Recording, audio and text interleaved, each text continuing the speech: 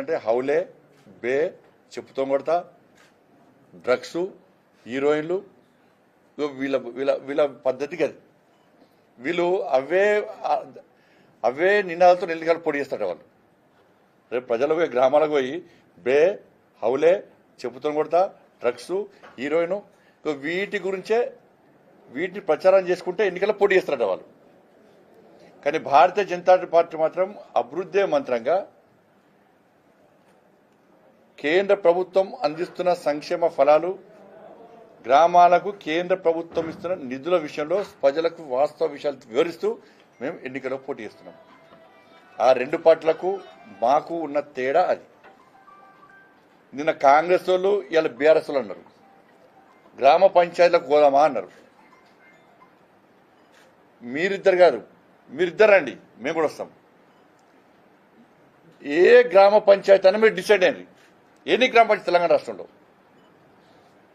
Time date place మీరే decide అయ్యారు. Congress party BRS ఇద్దరు రావాలి, అది ఇద్దరు ఒకటే. లోపల అంతా అండర్స్టాండింగ్ ఎంత తిట్టు అంతా పట్టి మీ బ్రేకింగ్లు అన్నీ పట్టియావి. మీ కొట్టి కొట్టి మీ చేతులు ఖరాబ్ అవుతున్నాయి, మీ ల్యాప్టాప్లు ఖరాబ్ అవుతున్నాయి తప్ప వాళ్ళిద్దరు అంతా దొంగ డ్రామాలు ఇద్దరి.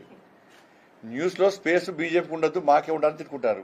గీ సైజు దిగదారు చెప్పుతూ కొట్టుకుంటారు, సైజు దిగదారండి. నేను బీఆర్ఎస్ పార్టీ కాంగ్రెస్ పార్టీ సవాల్ చేస్తున్నా. తెలంగాణ రాష్ట్రంలో ఏ గ్రామ పంచాయతీ అని మీరు డిసైడ్ అయ్యారు, ఆడికి మేము వస్తాం. మా రాష్ట్ర అధ్యక్షుడు రామచంద్రరావు నిర్ణయించినటువంటి నాయకుడు అక్కడికి వస్తాడు. ఆ గ్రామంలో జరుగుతున్న అభివృద్ధి, ఆ గ్రామంలో అమలవుతున్న సంక్షేమ పథకాల గురించి చర్చిద్దాం. ఈ 11 సంవత్సరాల కాలంలో కేసీఆర్ ప్రభుత్వంలో కానీ, ఈ సంవత్సరాల కాలంలో రేవంత్ రెడ్డి గారి సర్కార్ పాలనలో కానీ ఆ గ్రామంలో ఏం అభివృద్ధి జరిగిందో చర్చించడానికి మేము సిద్ధం. మీరు సిద్ధమా? ఎన్ని గ్రామ పంచాయతీ? చర్చ దీని మీద జరగాలి.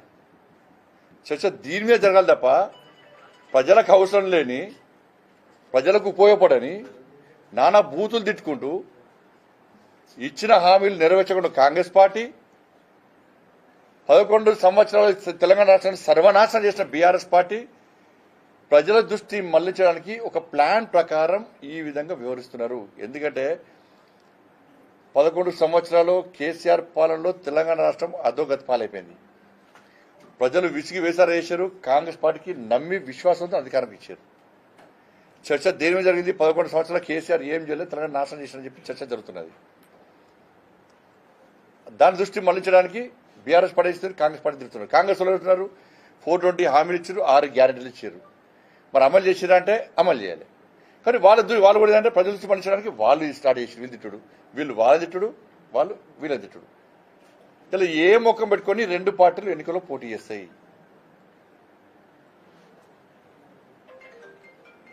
కాంగ్రెస్ పార్టీ అతి తక్కువ సమయంలో ప్రజా వ్యతిరేకత చూరగొన్న పార్టీ కాంగ్రెస్ పార్టీ.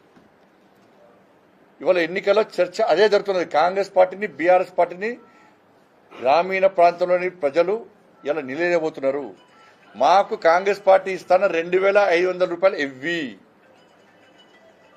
మహిళలకు ఇస్తాన 2,500 రూపాయలు ఎవ్వి, 4,000 రూపాయల ఆసరా పెన్షన్స్ ఎవ్వి. ఇంకా పూర్తి రైతు భరోసా రానరాలే, ఎందుకు ఇస్తలేరు? 14 పంటలకు బోనస్ ఇస్తున్నారు, కేవలం 1-2 పంటలకే కొంతమందికి మాత్రమే బోనస్ ఇచ్చారు 500 రూపాయలు. ఏమైనాయి? నిరుద్యోగులకు నిరుద్యోగ వృత్తి ఇస్తున్నారు, ఏమైనాయి? తులం బంగారం ఇస్తున్నారు, స్కూటీ ఇస్తున్నారు, ఏమైనాయి? ఉద్యోగులకు డిఏలు ఇస్తున్నారు, పిఆర్సీ అమలు చేస్తున్నారు, ఏమైనాయి? ఇవన్నీ కూడా చర్చకు వస్తున్నాయి. వాళ్ళ గ్రామీణ స్థానిక సంస్థ ఎన్నికల్లో ప్రజలు ప్రశ్నిస్తున్నారు కాంగ్రెస్ పార్టీని. 420 హామీలు ఇచ్చారు, ఏవి అమలు చేసారు వాళ్ళ? కాబట్టి ఇవాళ తెలంగాణ రాష్ట్రంలో స్థానిక సంస్థల ఎన్నికల్లో ప్రజలు వాస్తవాలు గ్రహించి వాళ్ళ భారతీయ జనతా పార్టీకి పట్టం కొట్టబోతున్నారు.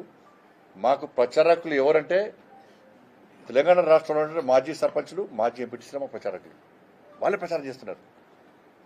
కేసీఆర్ పాలనలో కేసీఆర్ నమ్మి మేము అభివృద్ధి పనులు